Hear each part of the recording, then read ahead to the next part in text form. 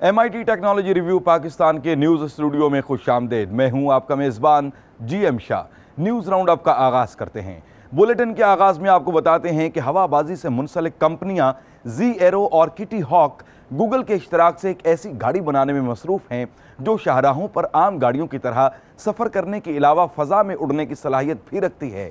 इस ज़िमन में ये तमाम कंपनियां ड्रोन टेक्नोलॉजी से इस्तिफ़ादा करेंगी। वाज़े रहे कि हाल ही में ऐसा ड्रोन भी तैयार किया जा चुका है जो एक शख्स को लेकर परवाज कर सकता है।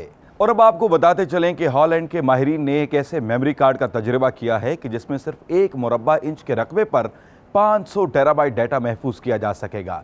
मगर ये मेमोरी कार्ड माया नाइट्रोजन के दर्जा हरारत यानी 77 डिग्री केल्विन पर काम कर सकती है। इस टेक्निक पर तबसरा करते हुए अमेरिका में centre of computational materials science के तहकीकार स्टीवन एरन का कहना है कि इस टेक्निक के जरिए महफूज की जाने वाली डेटा की कसाफत मौजूदा हार्ड डिस्क या फ्लैश मेमोरी की टेक्नोलॉजी के मुकाबले में 2 से 3 गुना ज्यादा है और ये पेशरफ्त बिलाशुबा काबिल तारीफ है। और अब कुछ बात तालिब इल्मों की ज़हानत की हो जाए। सिंगापुर की यूनिवर्सिटी के तालिब इल्म ने एक ऐसा रोबोट ईजाद किया है जो मरीजों की फिजियोथेरेपी करने के अलावा मसाज करने की सहूलत भी दे सकेगा।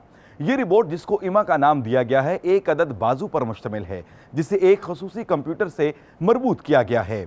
अब तक इस रोबोट को 50 से ज़ायद मरीजों पर कामयाबी से आजमाया जा चुका है जो कि कोहनी, कमर के निचले हिस्से, कंधों और गर्दन की तकलीफ में मुब्तला थे।